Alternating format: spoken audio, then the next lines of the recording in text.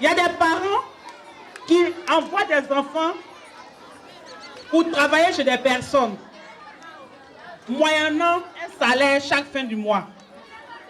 C'est de ça qu'il s'agit. Sensibiliser les populations de la commune d'Abobo, notamment celles du quartier Kennedy, aux risques liés au travail des enfants, c'est l'objectif que vise le comité de développement communautaire de Kennedy, CGC, à travers une cérémonie sur la thématique non au travail des enfants. Pour le président de ce comité, il est important d'interpeller les populations qui s'adonnent à ces pratiques. Non au travail des enfants. Oui, à Bobo, j'en dis particulièrement Kennedy, c'est le nid des enfants, je dirais, exploités. Des enfants qui vendent les sachets bleus au marché, des enfants qui sont dans les travaux vraiment souvent peu recommandés. Et nous avons décidé, à l'occasion de cette édition-là, de dire non au travail des enfants. Pour le président des jeunes d'Abobo, cette initiative est à féliciter. Le thème est plus qu'accrocheur parce qu'à la réalité, les gens pensent que la sensibilisation sur le travail des enfants devrait se faire seulement que dans les villages où les enfants sont habitués à aller au champ, tout ça. Mais en ville également, les enfants sont soumis à des travaux qui ne sont pas bien pour leur développement. C'est-à-dire on voit les plus jeunes souvent, moins de 17 ans, qui sont des apprentis de Bakar, d'autres même qui poussent les brouettes au lieu de se retrouver à l'école. Le comité de développement communautaire, CGC, œuvre en faveur des couches défavorisées à travers des dons. Il a contribué à l'établissement de plus de 1000 jugements supplétifs dans le cadre de la lutte contre la patridie.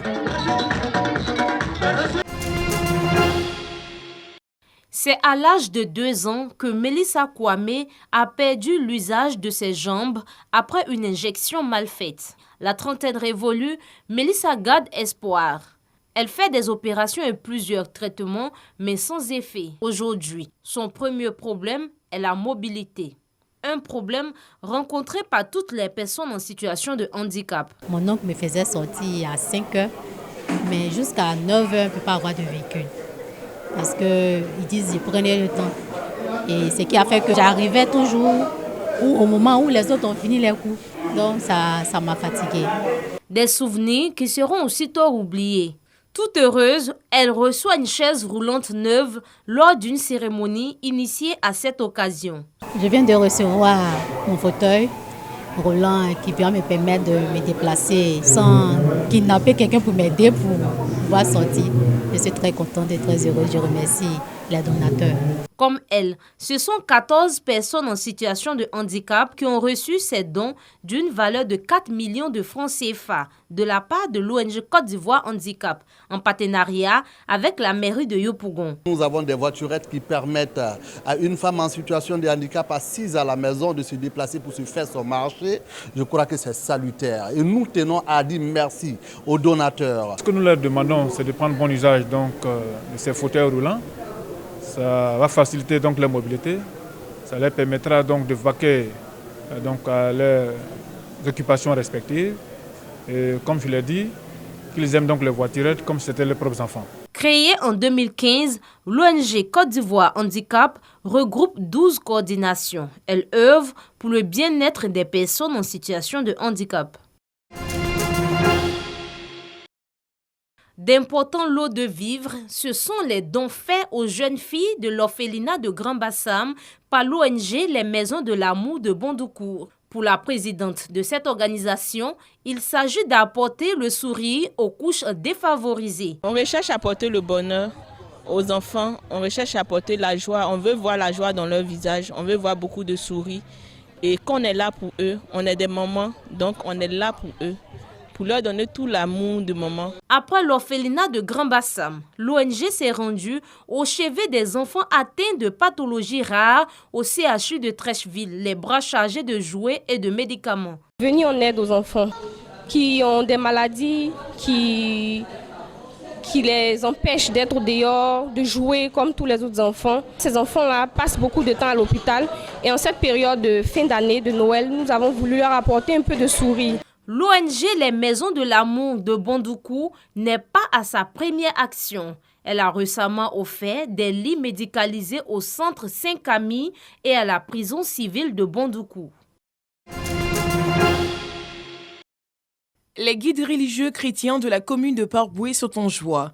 Ils ont reçu à l'occasion de ces fêtes de fin d'année des kits alimentaires des mains des responsables du collectif des délégués départementaux du RHDP. Nous disons simplement merci à l'Éternel Dieu qui a permis que cette cérémonie ait lieu et que les militants, les hommes de Dieu qui sont venus, tous partent avec une joie au cœur. Et ce que nous cherchons, c'est la cohésion. Merci aux donateurs, l'honorable Konaté Ibrahim. Vous savez, faire un don, c'est une grande bénédiction. Et en cette fin d'année, il a pensé au pasteur de Port-Bouët. Vraiment, on lui dit merci.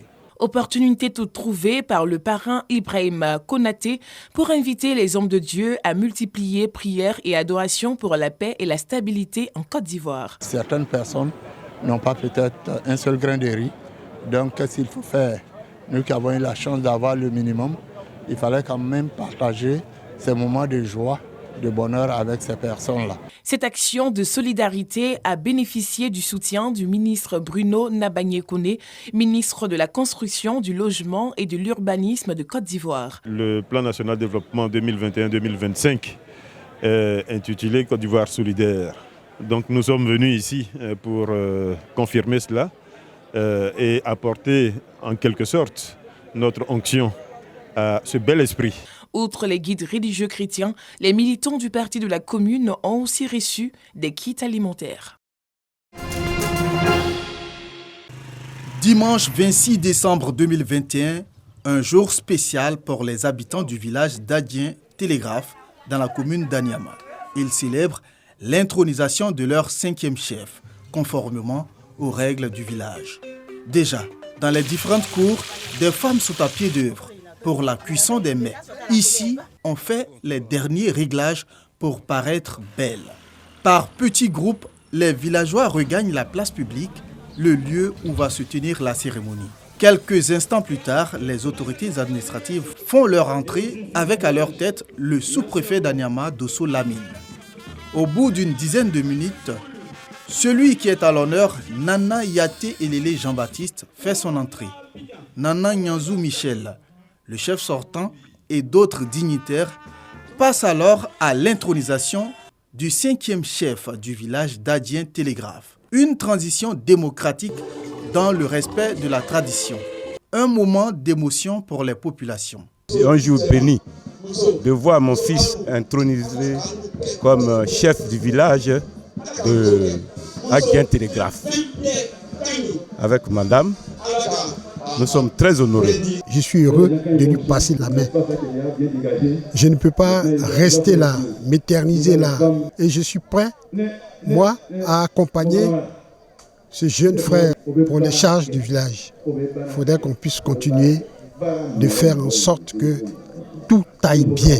Que Dieu Tout-Puissant l'accompagne. C'est dans l'union que l'union est une obligation républicaine, que la discipline est une obligation républicaine, que le travail est une obligation. Moi, je remercie ce village que je considère désormais comme le mien et je serai aux côtés de cette population pour qu'on puisse porter l'espoir de cohésion, l'espoir d'union et l'espoir de solidarité, l'espoir d'hospitalité. Conscient de savoir que le plus dur commence, le nouveau chef d'Adien Télégraphe veut compter sur l'apport de ses administrés afin de réussir au mieux sa mission. Sentiment de joie, de responsabilité et de respect pour mes parents. Leur dire merci, vraiment les mots me manquent pour exprimer ce que je ressens. Seul on va vite, mais ensemble on va plus loin. Donc avec l'aide de mes parents, je pense que j'arriverai à bon port. Le village d'Adien Télégraphe est situé dans la commune d'Anyama et c'est une nouvelle ère qui commence pour ce village.